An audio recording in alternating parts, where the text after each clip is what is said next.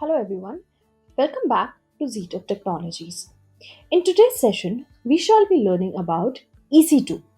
What is EC2? What is the purpose of EC2? If it has any disadvantages or advantages, we shall also elaborate that in detail. We shall also be viewing if EC2 is good enough or is an alternative to S3. How can it be an alternative to S3 and how can it be used? Also, we shall be doing some hands-on session on EC2. There are certain terminologies associated with EC2 like EBS, AMIs. We shall be going through all of them in detail. We shall also be doing a whole deployment on EC2 to be able to understand volumes, to be able to understand how to mount a volume on EC2. Let's begin with what do you exactly mean by EC2? EC2 is an instance. EC2 is any server that you can imagine of being at the data center, a virtual server that is always present for you to be able to connect to that server and host your application, store data on that server, and number of reasons. So EC2 is nothing but an instance, a virtual server in AWS cloud. With Amazon EC2, you can set up and configure the operating system and applications that run on your instance. It is a part of Amazon.com's cloud computing platform. Amazon Web Services that allows users to rent virtual computers on which to run their own computer applications. So it is completely customizable. We shall be seeing how it is customizable, to what extent is the customization possible, and if the customization is possible, then how do we exactly do that? Apart from that, Amazon EC2 is a web service that provides secure, resizable compute capacity in the cloud. It is designed to make a web scale cloud computing easier for developers. Amazon EC2, it has a simple web service interface that allows you to obtain and configure capacity with minimum friction. So, this is what a EC2 dashboard looks like. In today's session, we shall be elaborating and actually launching an instance in EC2 to be able to see how does the instance after launching looks like. Also, we shall be stopping and terminating the instances. We shall also look what is the difference exactly between stopping and terminating an instance. Apart from this, we shall also be seeing Elastic IPs. I will like to elaborate upon Elastic IPs a little bit later. Also, there is something called as volumes. Now, what does this volumes mean is that it can be looked as a storage. It, if you see, it blocks under it is placed under Elastic Block Store. So it is nothing but an easy to use high performance block storage service designed for use with Amazon's EC2. So EC2 and EBS, Elastic Block Store, always go hand in hand for both throughput and transaction intensive workloads at any scale. A broad range of workloads such as relational and non-relational databases, enterprise applications, containerized applications, big data analytics engines, file systems, and media workflows are widely deployed on Amazon EBS. So you can think of EC2 and EBS as siblings who always function together. Adding volume to your EC2 is nothing but adding a container which is responsible to hold up to your data in whatever format you want it to be. Next is EFS. Also, we shall be seeing what is EFS today. EFS is nothing but Elastic File System. It is a cloud storage service provided by AWS designed to provide scalable, elastic, concurrent with some restrictions, and encrypted file store for use with both AWS cloud services and on-premise resources. So that is something that can be used of your on for your on-premise services or resources as well. If you can see here, you have something called as snapshots. Snapshots are nothing but they can be imagined as a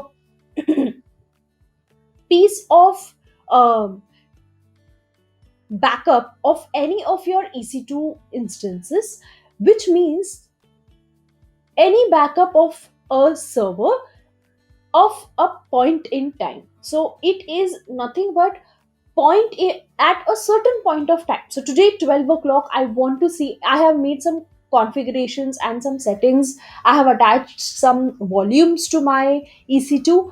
I want to see, I want to take this time at 12 o'clock's image, I want to set, I want to take a snapshot, a quick backup of this, and that is how snapshot can be referred as. So, we shall today be seeing security groups as well. To be able to elaborate security group, it acts as a virtual firewall for your EC2 instances to control incoming and outgoing traffic. Inbound rules control the incoming traffic to your instances, and outbound rules control the outgoing traffic from your instances. Security groups are associated with network interfaces. Then there is also, if you see, something called as AMIs here. So what is an AMI? If you see, it is listed under images.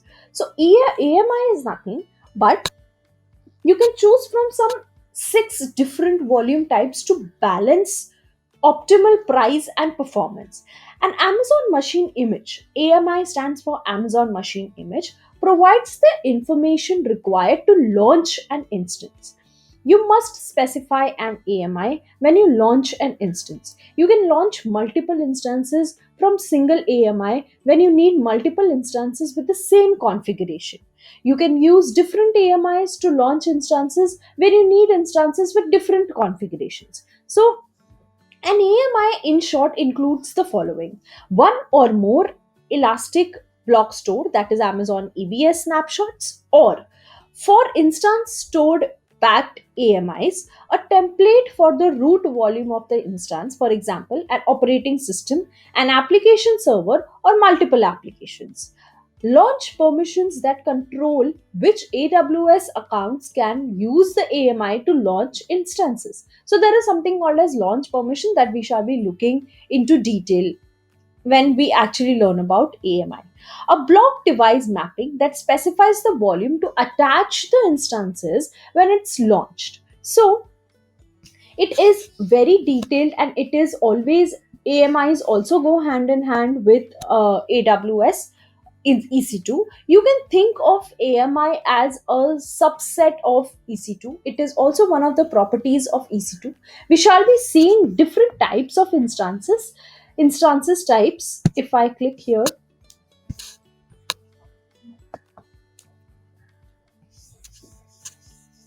okay, it is still loading.